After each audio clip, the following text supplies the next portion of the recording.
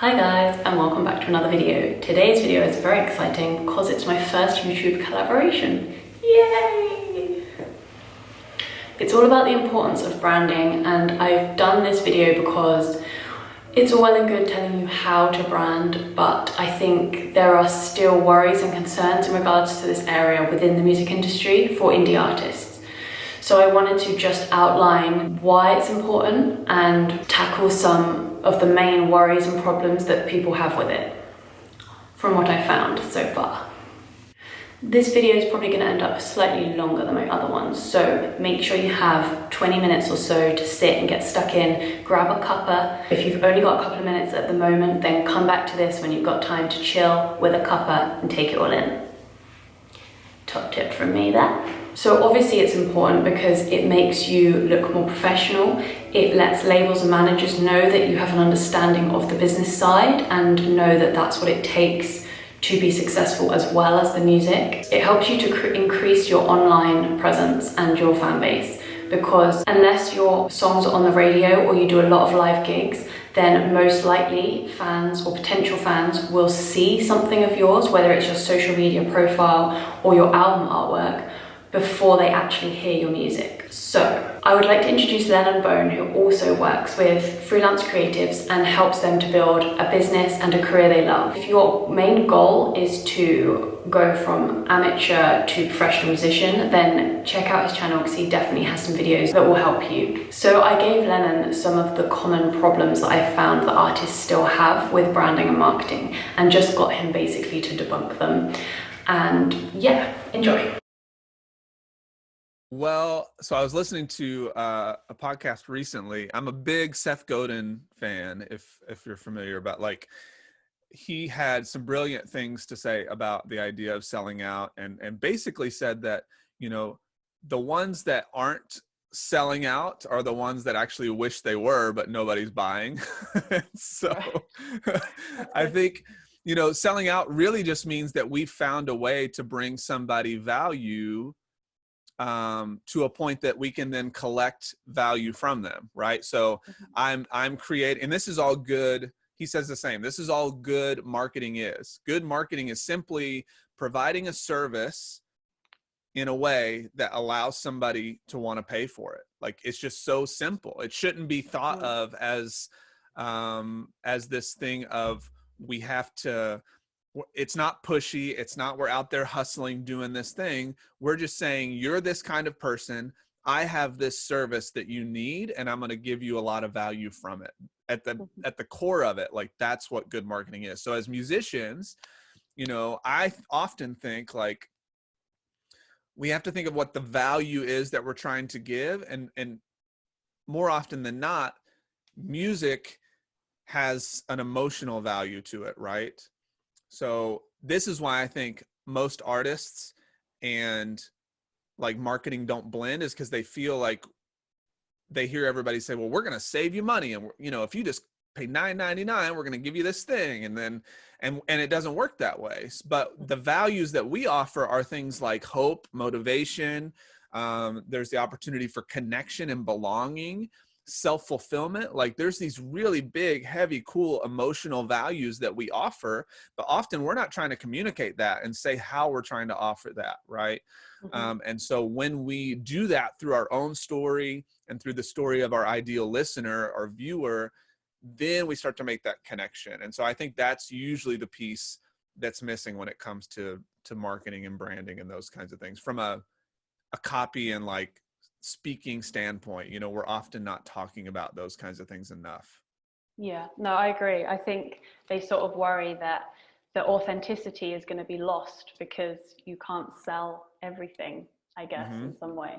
Whereas what it actually is taking what is theirs, their message and their values and their music, and just spreading that.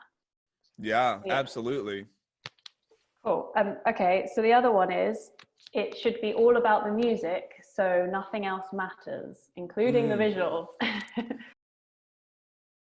Oh, this one actually kind of pisses me off. Like, anybody that says like, I let my art speak for itself or whatever, like, just doesn't work that way anymore. Like, you know, and I don't think it ever did. I think we've painted this mythical romantic picture of that being the thing, like that the music just speaks for itself. We've painted that picture as our way of not having to do the extra work.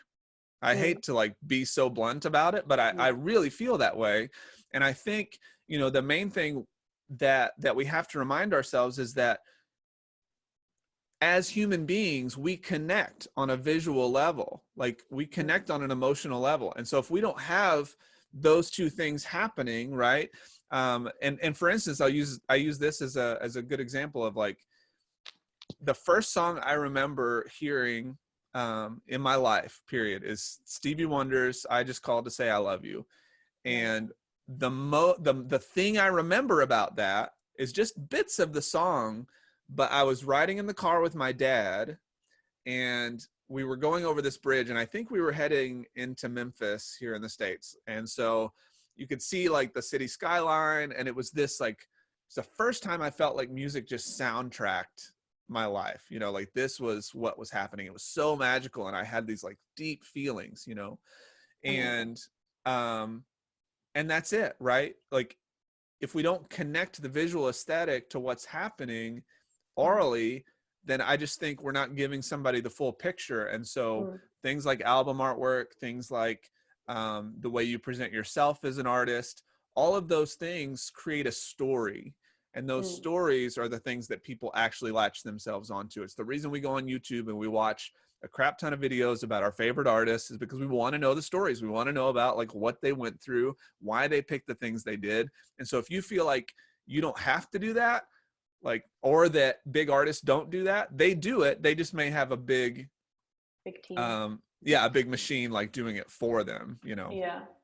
Yeah, no, I agree. And I think maybe the reason that people do say that, when you say that they don't want to do the extra work, is just the feeling of overwhelm of how can I possibly do all this? I need a reason not to, maybe. Yeah. So, and that's totally a fair and real feeling, right? Yeah. And that's where great people like you come along, where it's like I totally think that it's better than, if that's not your point of genius and not something that you want to do, that you hire somebody that can help you. Definitely. You know, Delegate. And there's nothing wrong with that.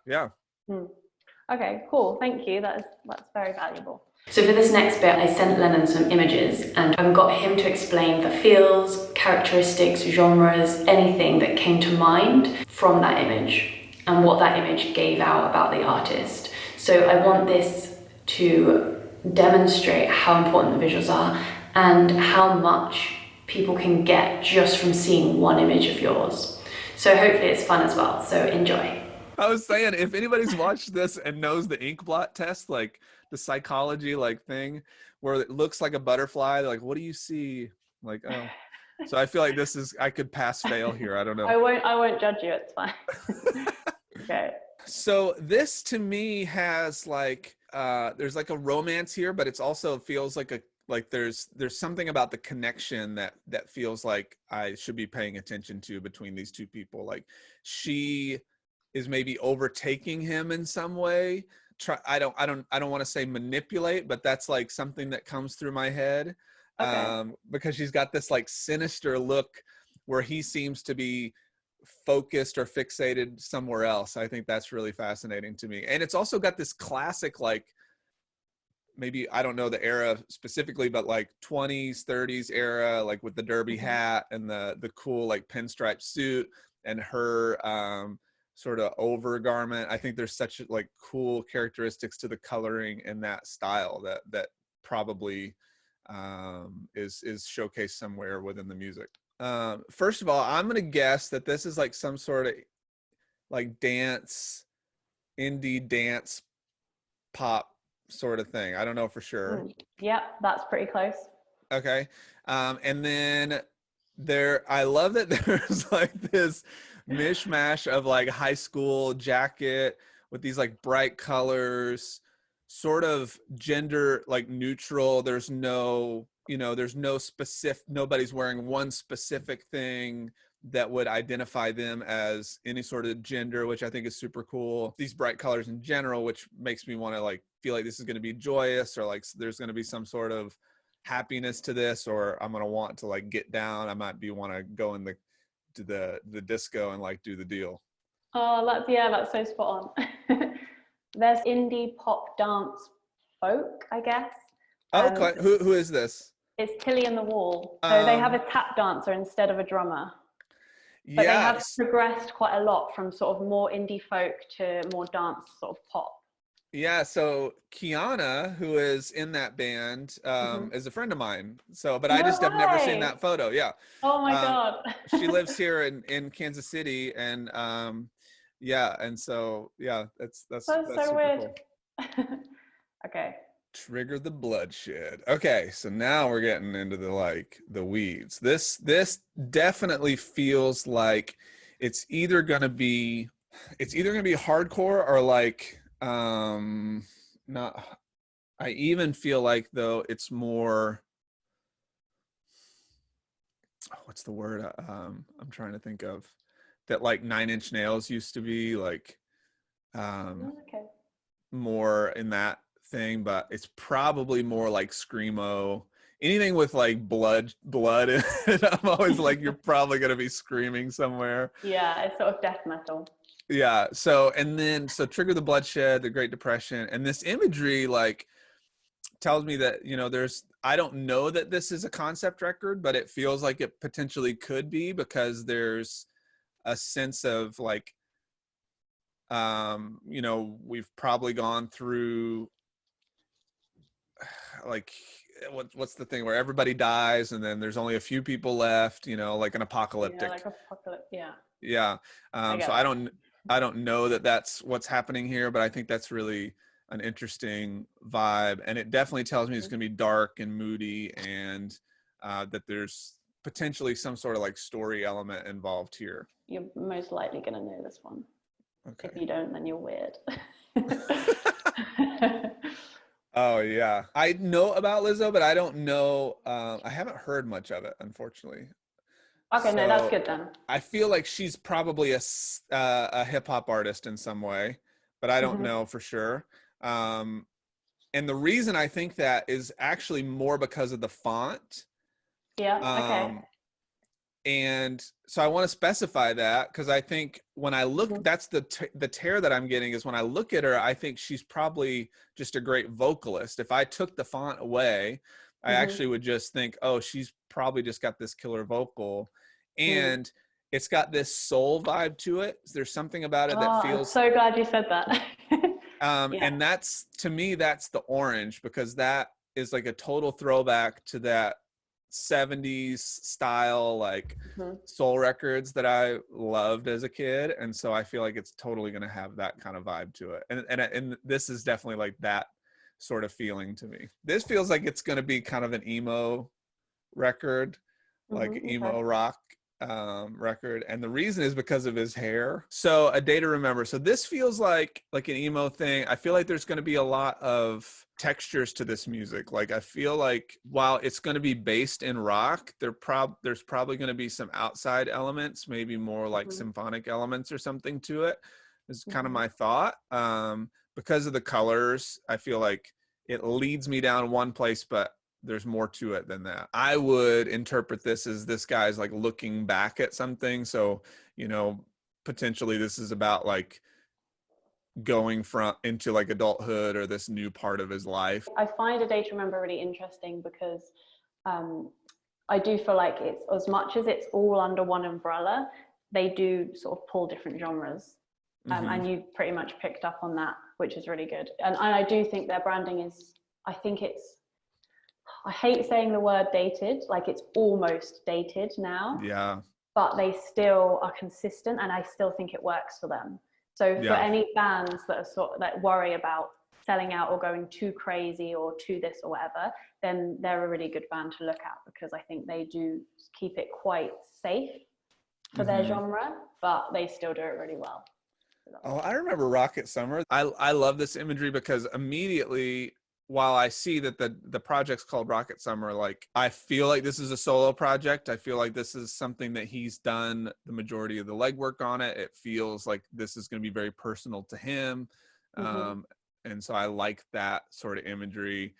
And this is where I feel like people having their own photos kind of on records can be important to show, because that kind of thing. But I also love this imagery of him just sort of giving up something, you know, it's like almost giving up control to something else, or just kind of letting go.